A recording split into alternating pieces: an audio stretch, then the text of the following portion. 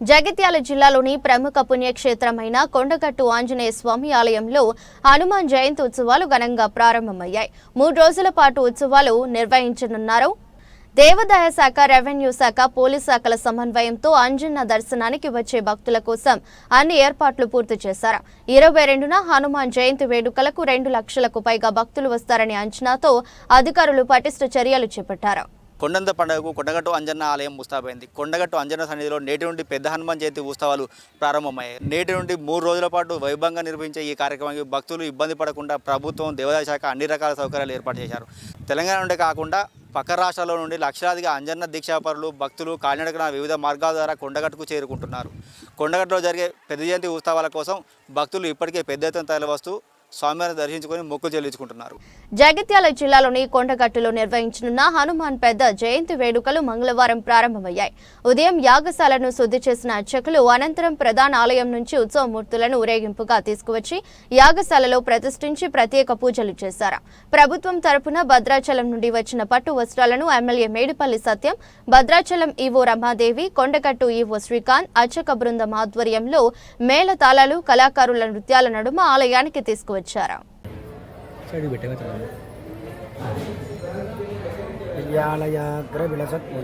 చక్రం శీర్షోపరిస్ఫురదృఢసింహదత్రం బద్ధాంజలీకృతమహీయ గదా విశేషం శ్రీకొండగట్టు హనుమంతమహం శ్రీతోస్మి. ప్రముఖ పుణ్యక్షేత్రం కొండగట్టు ఆంజనేయ స్వామివారి క్షేత్రం. ఈ క్షేత్రంలో 3 రోజుల పాటు జరిగే 2 పెద్ద హనుమాన్ జయంతి ఉత్సవాలు ఈరోజు మహావైభవంగా ప్రారంభించబడాయి. నిన్న సాయంకాలం యాగశాల ప్రవేశం చేసి విశ్వక్షేణారాధన, పుణ్యవాచనం, యాగశాల శుద్ధి, ముత్సంగ్రహణం, అంకురార్పణ, అఖండ దీపారాధన, శుభకుంభారాధన ఇత్యాది కార్యక్రమాలు నిన్న సాయంకాలం చేసుకోవడం జరిగింది.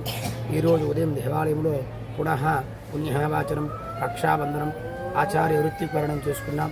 అదేవిధంగా శ్రీదేవి, భూదేవి సమేత ప్రసన్న వెంకటేశ్వర స్వామివారు, ఆంజనేయ స్వామివారు, మహాలక్ష్మి అమ్మవారి యొక్క ఉత్సవమూర్తులను కూడా తీసుకువచ్చి యాగశాలలో ప్రవేశం చేసుకుని ద్వారతోరణ ధ్వజకుంభారాధన, మూర్తి కుంభ ఆరాధన, చతుస్థానార్చన, అరుళీ మదనం, చెక్కను రాపిడి చేసి అగ్ని ప్రతిష్ఠ చేసి మూలమంత్రాది ఇత్యాది హవనాలు కూడా జరుగుతున్నాయి. ఇప్పుడు సాయంకాలం కూడా విష్ణు సహస్ర పారాయణం ప్రారంభించబడింది. పారాయణం నడుస్తూ ఉంది. దాని తర్వాతగా మళ్ళీ ద్వారతోరణ ధ్వజకుంభారాధన. ఇప్పుడు సాయంకాలం పూట సుదర్శన హవనం, లోక కళ్యాణం కోసం సుదర్శన హవనాన్ని చేస్తారు. అదేవిధంగా మూలమంత్ర హవనాలు చేస్తారు. ఇదే విధంగా 3 రోజుల పాటు కార్యక్రమాలు మహావైభవంగా నిర్వర్తించబడతాయి. ఎల్లుండి గురువారం రోజున పెద్ద హనుమాన్ జయంతి ఉత్సవాన్ని పురస్కరించుకొని స్వామివారి యొక్క మూలమూర్తికి చంద్రాలంకరణ, ఫలపంచామృతాభిషేకము, వస్త్రాలంకరణ, వివిధ రకాలైనటువంటి పళ్ళతో దాదాపుగా ఒక 108 కిలోల పళ్ళతో ప్రత్యేకమైన అలంకారం కూడా చేయడం జరుగుతుంది.